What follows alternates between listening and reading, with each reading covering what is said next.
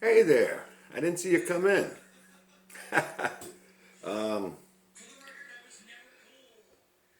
Open every box.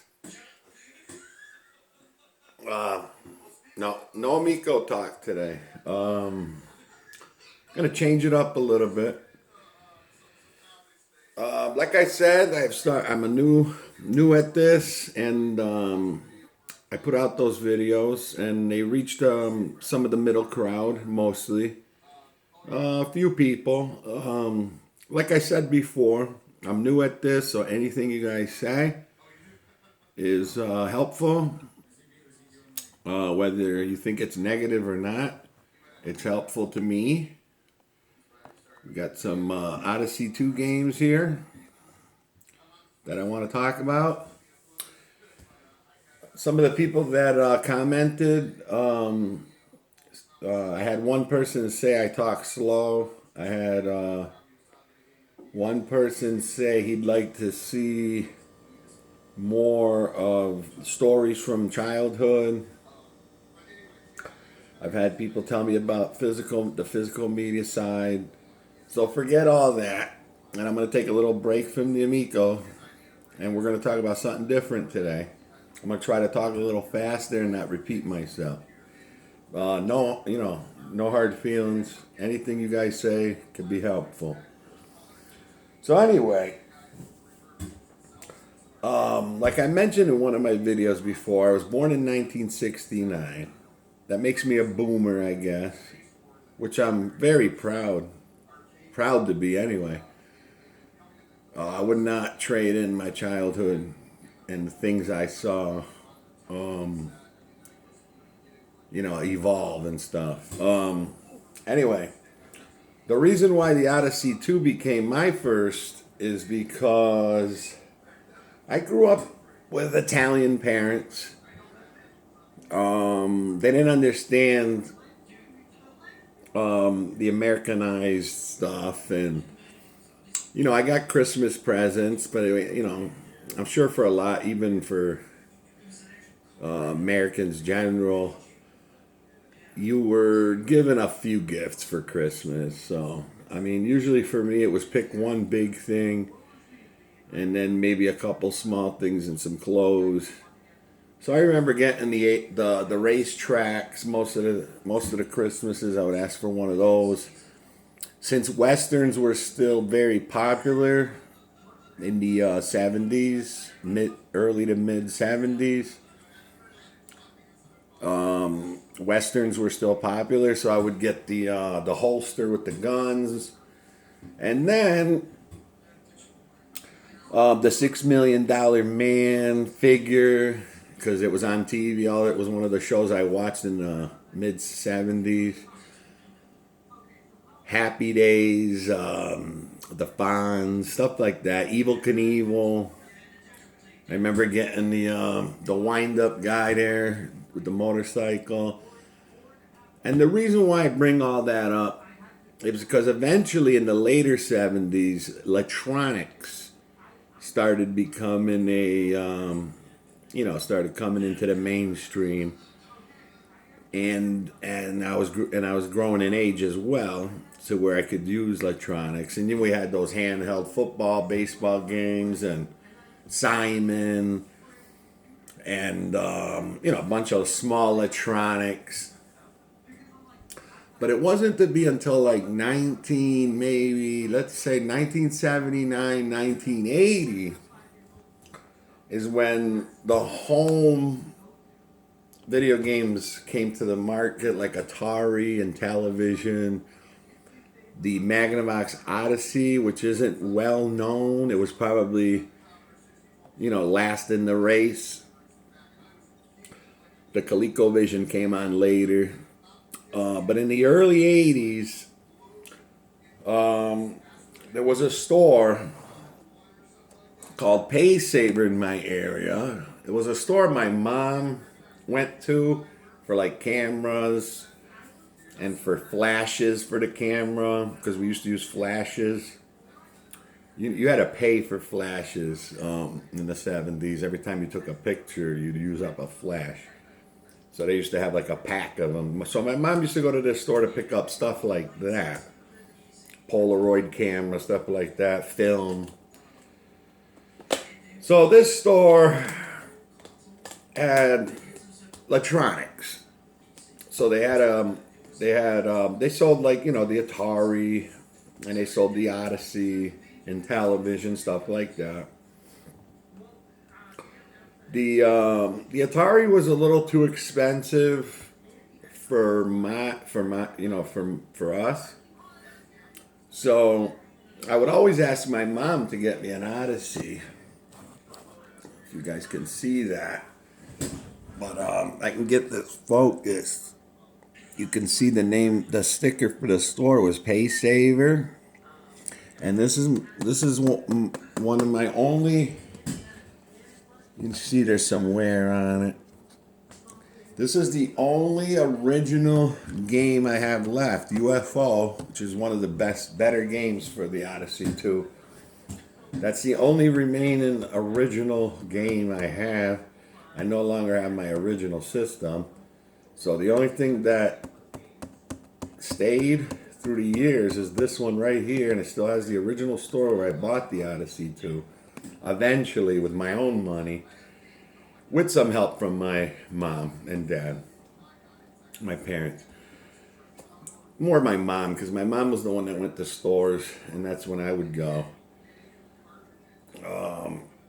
So this game, UFO, that's one of the better ones. My all-time favorite one is this Pickaxe Pete. This is not my original, I don't believe, no. But I acquired this later. Again, this is my favorite game of all time. Pickaxe Pete. And you can see there's a sticker on the corner. It says, The Wizards Great Game Giveaway, free cartridge.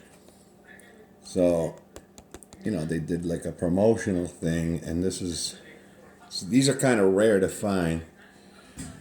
These boxes with that on it. These are some of the better games that I had. This one happens to be from Sears, and look how much it got discounted. It went down to $3. And this one has a Japanese sticker on the side. As you can see, none of these do.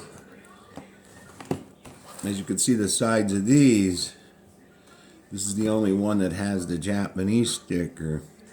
And the reason that is because in the later part of the system's run, they started distributing games to Japan, and what they did is they used the regular boxes from the U.S.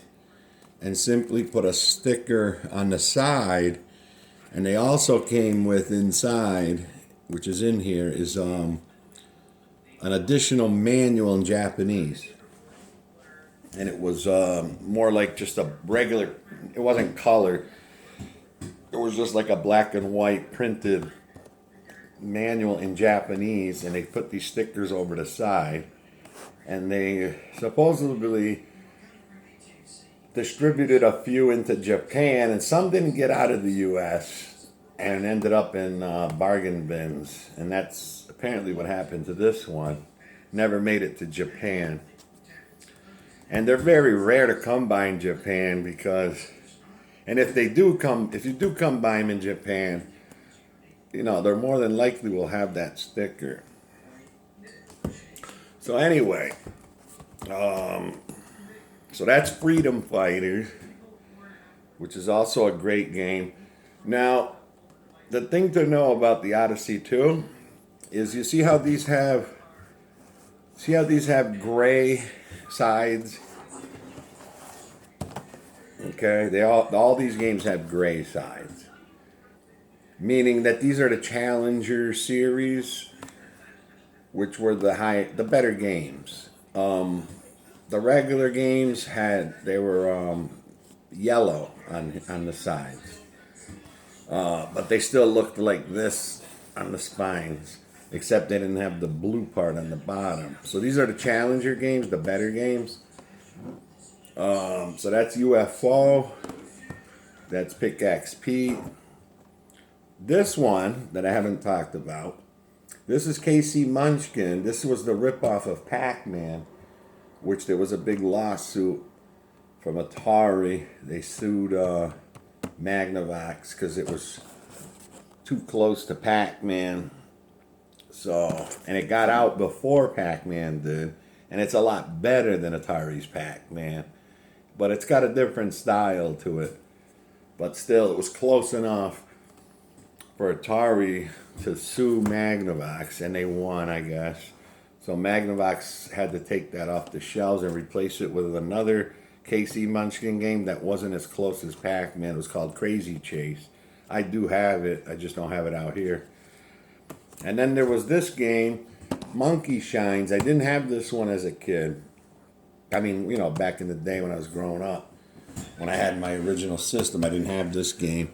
But the reason why I brought this out is because of the, you know, where it was sold, they left that security sticker on or what have you, and the prices and the number of the, so we didn't have this store called McDade. So we didn't have this store around here, but I acquired this. So I have this is the only system I have the complete collection for physical games. The physical. Okay, and I showed in one of my videos that these are the cartridges that have the handles. So, okay, now that I showed that, what I wanted to get to is someone reached out to me in the comments and said they liked the paperwork. And I told them that I have tons of this stuff. So I took out a few others just on the Odyssey for now. And they're rare items, like, as you know, I've been collecting for the Odyssey for a long time, and I've never come across, this is the only one I've ever come across. It came with the Turtles game, which I didn't have there. But it's a little entry form. Win one for the turtle. It's an entry form with your name and address, and no purchase necessarily. Only one winner per address. I guess you could win the game or something. But anyway, it's cool. It's from. It says here, winners list available August 1st, 1983. So this was a late release for the system. Because after 83, it was you couldn't find it in stores anymore. Then I have here my all-time favorite game that Pickaxe Pete was telling you about. Another form. This was it's dated August 31st, 1982. Entries must be in by. This one you would fill out your information and where you got your Odyssey 2 and your score with a photograph, it says here. I don't know if you guys want to freeze that and if you can read it, but it says to write your, to take a picture of your score and you could win. It was Pickaxe Pete Pick-Off. It says here, official entry blank. This, I don't know if it came with the systems. That's what I'm thinking, because it's too big to have come with a game, because it's not folded. So I'm pretty sure this came with the system. But it's not always there, and it wasn't always put in boxes, because this is the only one I've come by. I actually have one other one of this. It's in better condition, and that's the one I put in my personal collection, and I have this one for show. And then that Casey Munchkin game that I told you was sued by Atari. This isn't my actual receipt, but this was bought at a store called Don Lynn's Big D Appliance and Color TV. It was purchased on 7/28 of 1982. By somebody name is, can't make out the first name. Wendell, the last name. It says something about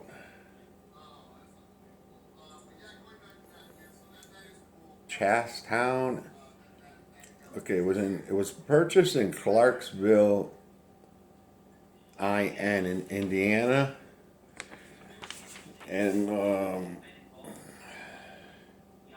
I don't know if this says Christmas. Chastown Inn. Anyway, it was paid in full in cash, and it was for that game I told you about, Casey Munchkin, and they paid $34.95, $1.40 tax, $36.35. You guys can make that out. So I thought that was pretty cool, just to have a receipt for a game that was eventually taken off the shelves, and there was a lawsuit over it and whatever. So that's just some paperwork. I have tons of other for Atari, Vectrix, and television. I just pulled out a few for this episode, for this video. Then we have a book. This book, it's called Classic 80s Home Video Games. Very, very cool book for the early video gaming. This was put out in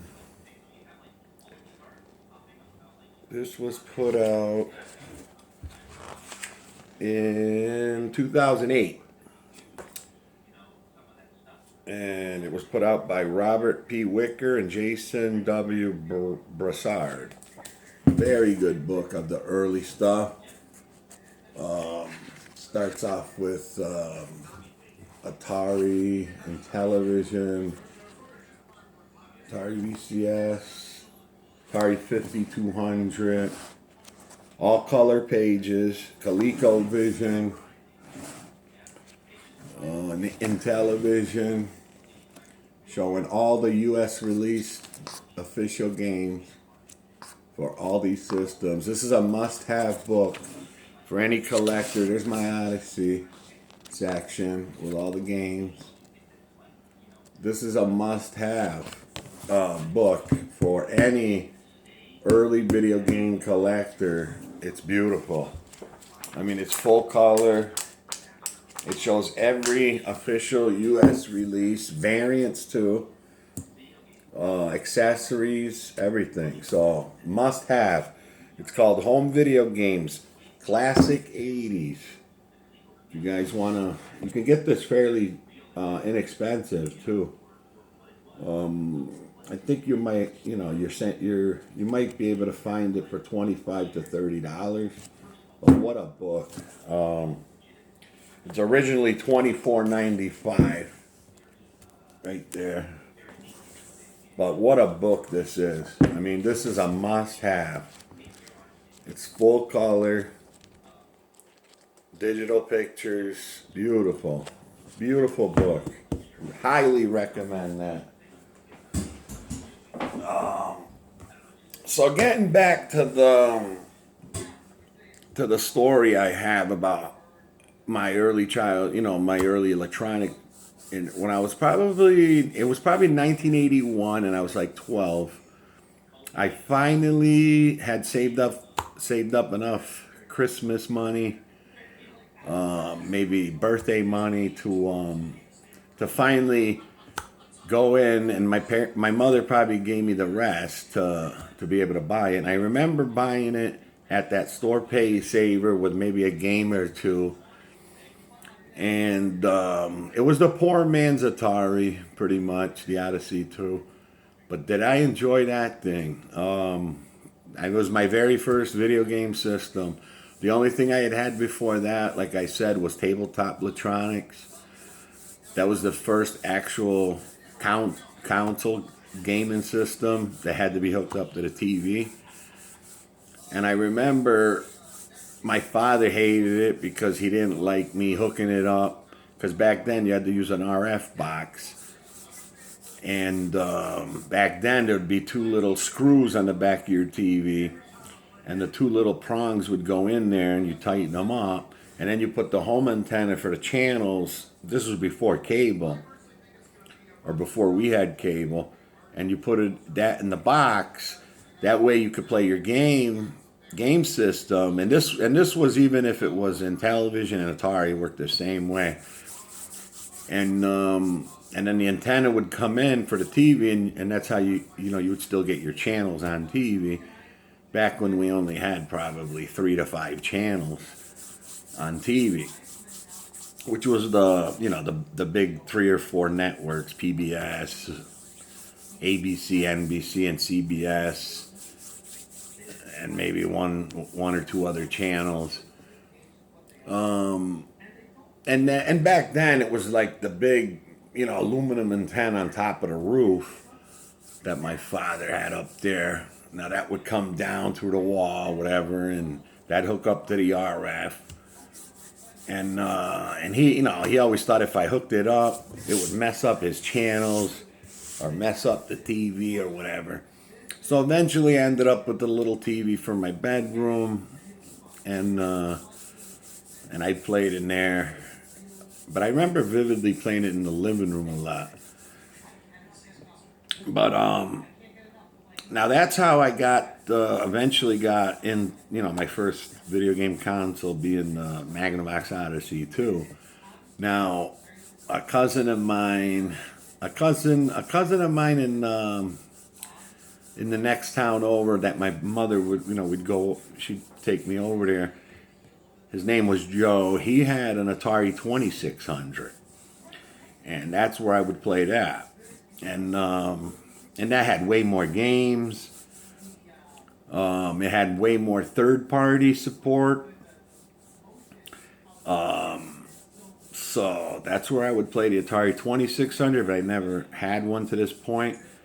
And then, like I said in one of my other videos, my other cousins in Springfield, Massachusetts, they had the Intellivision, and it was my older cousin, and I already spoke on that. So I never had an Intellivision growing up to that point. So I had the Magnavox Odyssey 2 with the keyboard, and it was all in one. It was it just had a keyboard to program some stuff and numbers and letters and start button and this and that. Enter. Could enter your name at the high score. And like I said before, this was the era of high score. We used to play these games for the high score. So getting to that, here's where my story starts. Now, that was the only video game system I ever owned up until I became like 15, 16. I got my license at 16 and a half. My Odyssey 2 had probably died, and it was out of print. It was no longer being sold because of the crash. Because then the crash happened in 1984. And a neighbor of mine had a ColecoVision, and I played a little bit of it there, but I never got one. So then the video game crash happened, and then video games became pretty much obsolete at home for a few years. And then when I got my license at 16 and a half, I met my now wife, and then, started dating her, and hadn't played a video game since the Odyssey 2, which I had up until about maybe 1985. And now we're talking about 1987. So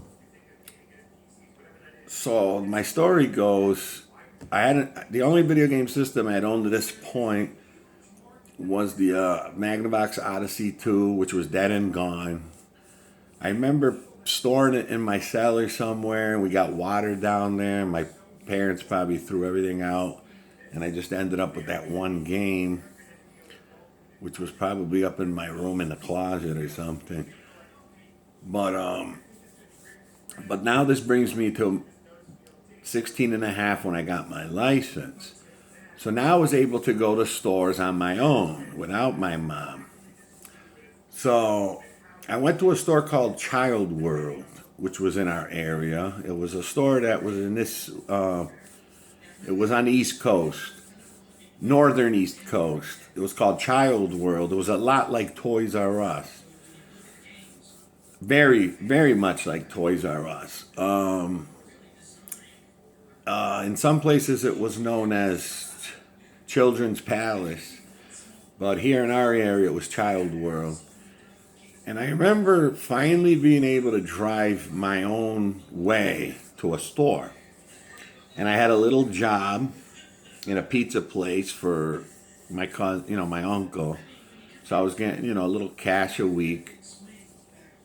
So now I could do whatever I want. So I ended up driving myself to this Child World, and in the clearance section was the Atari 2600.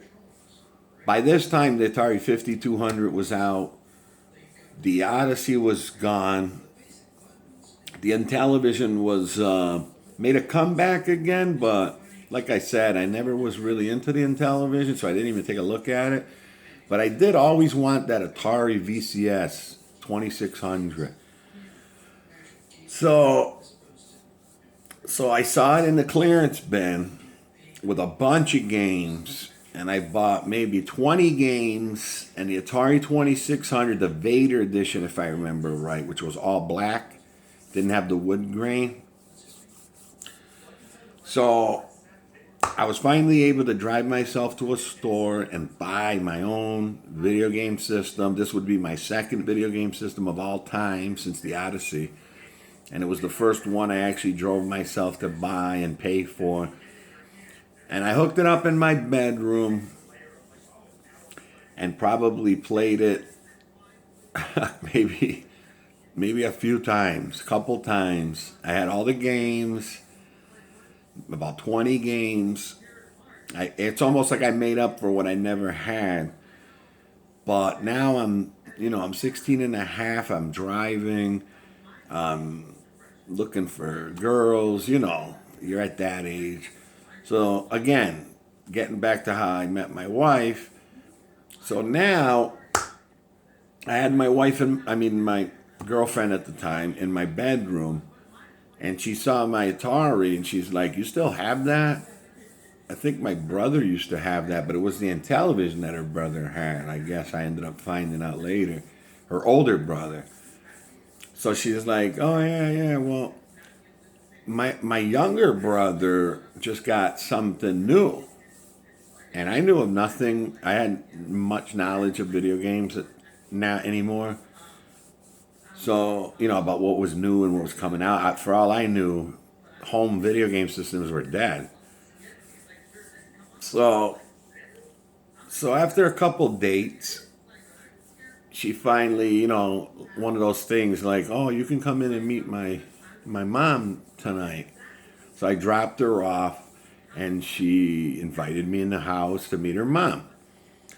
This was like after maybe 5 dates, and having her at my house, I finally went into her house to meet her mom, and her father was upstairs, so I didn't get to meet him yet. But the reason why I'm saying this is because I come in to meet her mother in the living room, sat down, and I hear, video game sounds coming from one of the rooms. So she says, yeah, that's my brother, my younger brother, the one I was telling you about. I guess he just got that new system. And then she goes, "You can go in there." The mom or something said, "You can go in there and check it out." So I remember vividly going to the bedroom door where I heard the sounds coming from. And he says, and he's playing it, and he's like, "Come in." So I step in, and I saw something incredible. It was the Sega Master System is what he was playing. And that was the first time I ever saw a gamepad. Instead of a joystick with a button, it was a gamepad with more than one button and the gamepad. So So he's like, yeah, this just came out. And I'm like, wow, I got an Atari 2600 just recently because I never had one. And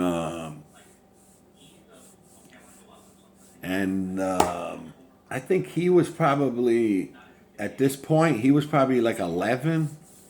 And I was, 16 and a half, almost 17, about 17.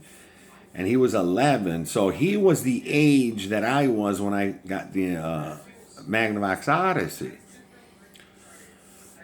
So now I told him I just recently picked up an Atari 2600. And he's like, "Oh, that's garbage. That's old. That's old news. You can get that in the clearance bins, and they're trying to get rid of it." And I'm like, "Yeah, well, that's where I got it."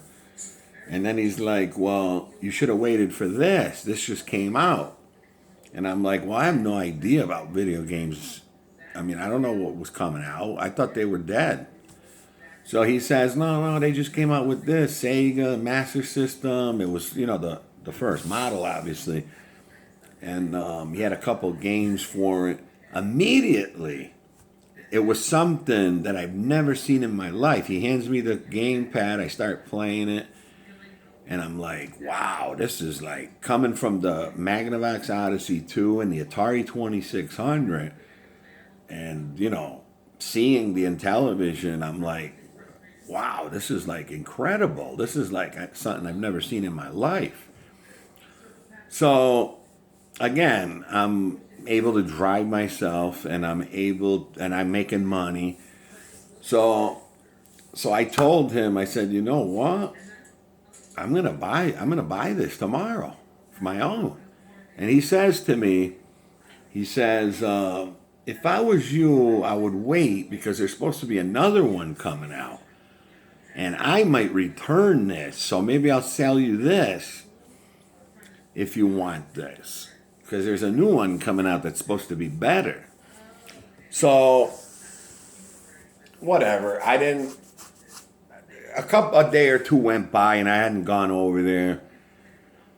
And what I had done, though, is I remember vividly unhooking the Atari 2600 and the 20 games, and I threw them all in a trash bag, like, your normal plastic trash bag. I remember putting my Atari 2600, the controller, the hookups, all the games, and I immediately took that to my cousin's house in Springfield in the South End, where I told you in the earlier video that my older cousin had an Intellivision. His youngest brother was becoming 10, 11, that age, or like maybe 9 or 10. So I remember vividly handing him that trash bag and